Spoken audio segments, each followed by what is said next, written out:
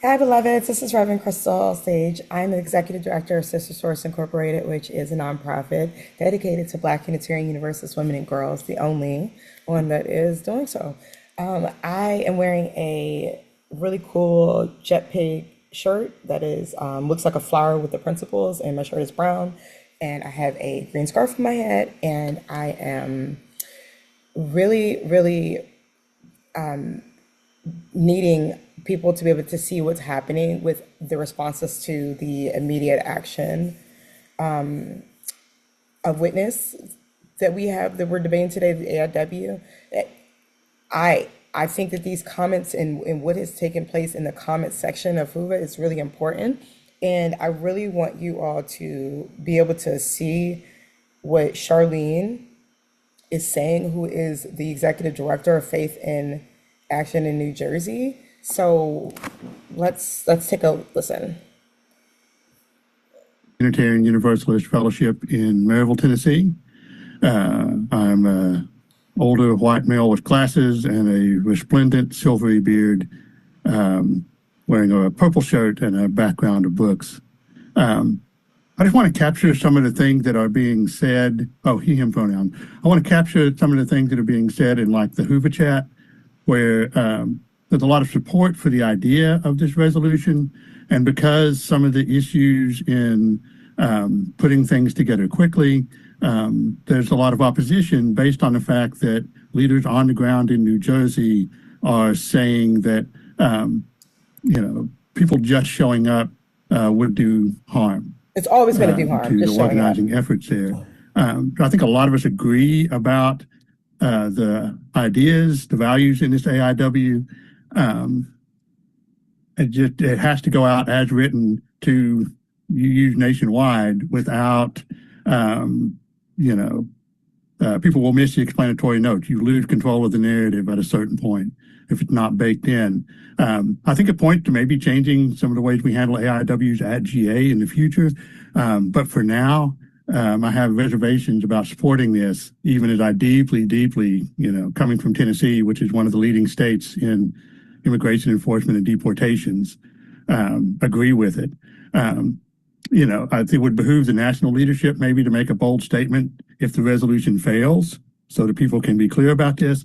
And I just want to remind folks that we do have an AIW from 2025 called, no, I've lost it. But there's an AIW on immigration and the inherent worthiness of immigrants from last year that gives us something we can draw on and maybe recommit ourselves to individually and as congregations. So thank you. Thank you, Rob. We lost Anya before, and Anya had, I believe, 30 seconds left. So can Anya come back in the con line?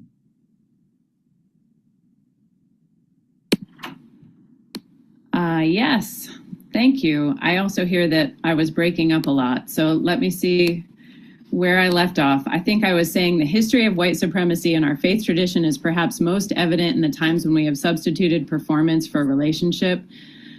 We only need to look at the Black empowerment controversy. You could say the white abdication in our association to remember that the work of justice is not made with a promise, but with the extension of real, tactical, and embodied solidarity.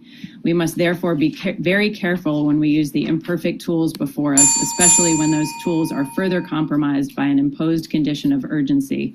Please vote down this AIW and approve a responsive resolution that is being submitted that Anya, your time has expired.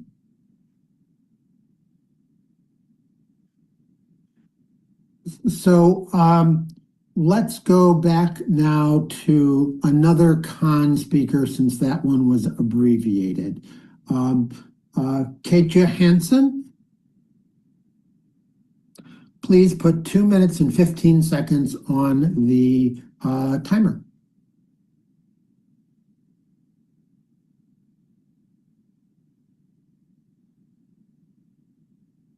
Am I on? There we go. Awesome. You're on. Hi, my name is Katya Hansen. My pronouns are she and they. I am a delegate from Palomar Unitarian Universalist Fellowship in Vista, California, and I proudly serve as the president and CEO of URISE, UU Refugee and Immigrant Services and Education.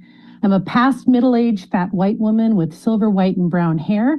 I'm wearing a black V-neck t-shirt and a spiral necklace with a chalice in the center, and I strongly urge us to vote no on this AIW.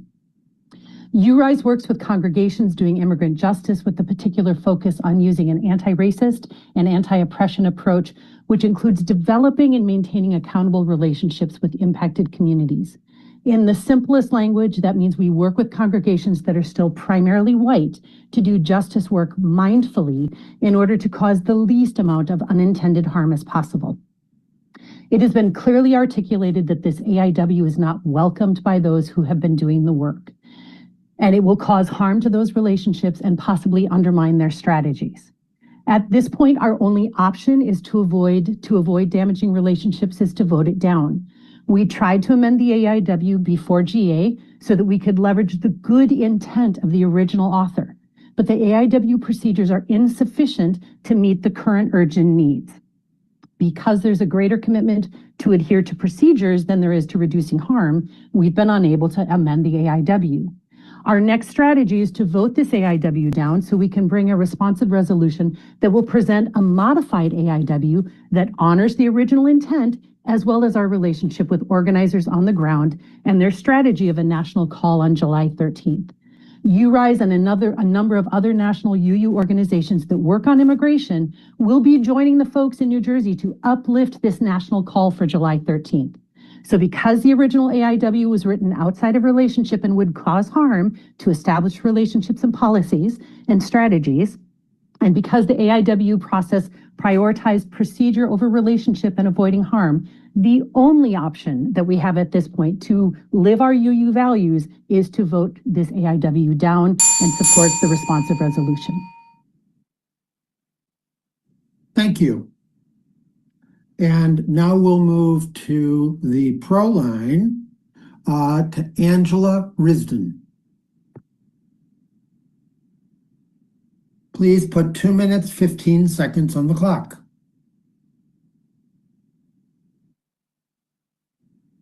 I want to withdraw my opportunity to speak. Thank you. Thank you, Angela.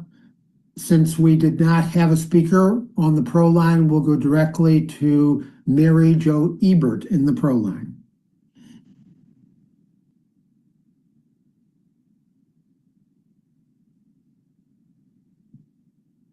Hello, everyone. Can you see and hear me? Hi, Yes. everyone. I'm Mary Jo Ebert. I'm a delegate from Birmingham Unitarian Church that's north of Detroit, Michigan. I also serve as director of our Michigan UU State Action Network. I'm a white middle-aged woman with shoulder-length brown hair. The shirt I'm wearing today is pink, orange, and blue. Today, I speak in favor of the general spirit of this AIW. I wasn't aware of some of the particulars of the proposed action on the 21st in New Jersey, and I respect those concerns. I look forward to reading the responsive resolution that's coming together. We have a detention center here in a small town called Baldwin in the heart of the Manistee Forest in the northern part of the Lower Peninsula of Michigan. And they want to build another one in Romulus near the Detroit Metro Airport. During the past few months, our State Action Network has become the fiscal sponsor of a grassroots organization that is supporting our immigrant neighbors. And through this relationship, we are learning about the atrocities that are occurring in these detention facilities. So there's an urgent need.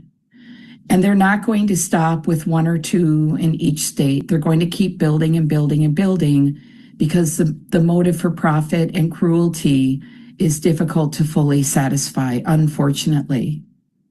So I would just like to say today that no matter what state you're in, there is something that you can do. At a minimum, you may contact your elected officials and object to your tax money being spent in this way. You can object to the cruelty, and you can find those relationship building organizations that are already doing the work. Thank you so much for your attention.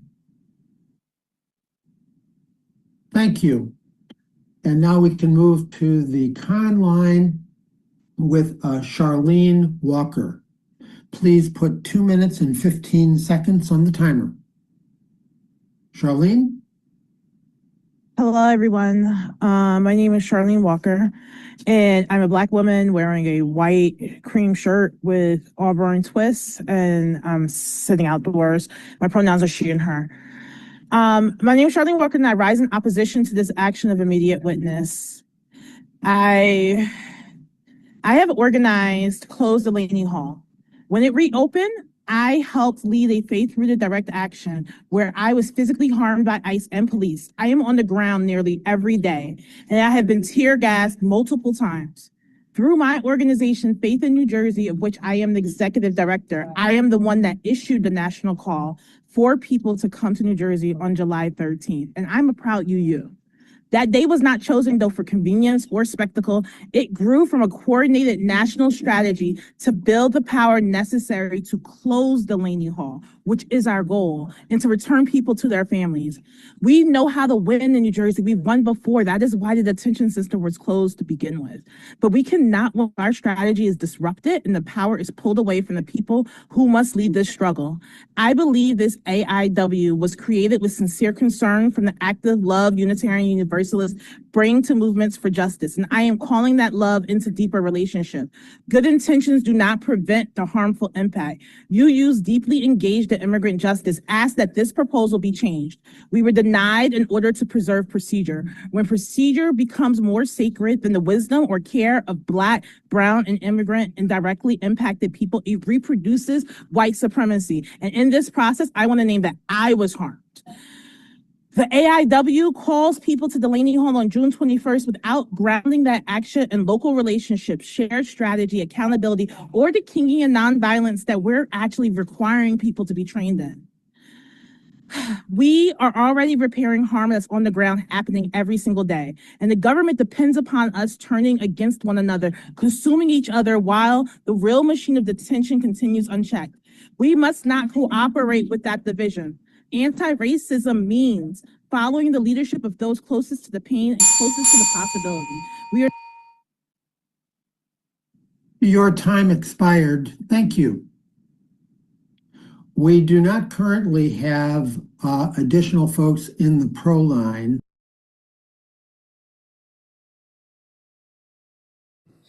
And so, of course, I want to mention that the difficulty of white supremacy culture in prioritizing rules and prioritizing the written word and worshiping it over the sacred voices of Black women speaking is that, you saw more than one time, even though our co-moderators are so fair and wonderful in handling it this year, the rules are the rules in this case. And so they were not able to finish their statements of those very prophetic statements. So I'm trying to collect the words so that we can be timely. I'm a community organizer myself, and my ministry, my training and seminary was a social justice arts collective that was interfaith, run by UU minister Reverend Eric Martinez Resley, the Sanctuaries. And this is important that we are not unequipped to show up to the job. I would say if you have a citizen that wants to fight a fire because of the first one on the scene, that is important. But if a firefighter shows up, you should be able to relinquish that sense of control and that need for recognition or to finish a thing or follow it through, whatever it is. Because sometimes in neurodivergence too, you can have just like a steady focus on justice. We should be able to say all of those things are secondary to the harm that can be done by the people in this house if I don't get out the way. Right? So I'm going to organize some things for you guys to be able to attend and get more information. Reverend Kathy Ryan Starr, who is someone that is down here in Delaware where I am and is amazing, is inviting us to the UU Solidarity Session that is on June 19th from 2 to 3 p.m. Eastern time. And I'm going to put that link in.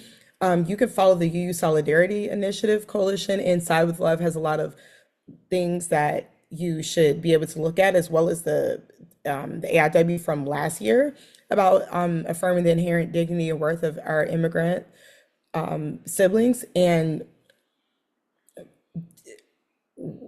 all of those things are the next steps that would help you to be empowered and to understand a way to get into the action without voting for an AIW that will harm people. And then Michelle Vanagas Matula, who is a member of Drum and a really beautiful person, also shared that this statement says many of this in Hoover, many of the state action networks have been deep in the work of migrant justice and have built trusting relationships with frontline community partners, and many led directly impacted folks. We need all of this right now. We need to be in relationship with others on the ground. So those things that are available to us to get ourselves activated as well as like informed are an important combination approach to community justice work and direct action work, to understand where power is, to understand whose voice needs to be a little louder in a moment is really holy work. Understand that we are, unless we are indigenous to this land, we are all immigrants to this country. My ancestors in particular were enslaved and brought here, right? But others who fled for freedom or for a better chance that have landed here have redefined patriotism as monolithic that ignores BIPOC experience of how we came to this land. And so as stewards of this land, please, please, please take the moment to think about how important it is to listen to us and see what you can do next with those feelings and transmute that into compassion and conviction in order to, submit to our leadership in center, like I have up here, center BIPOC voices. Okay, thank you all so much. If you have any other questions, I'm hoping I can be of use and help to you. And you can reach out to Sister Source at any time. Bye.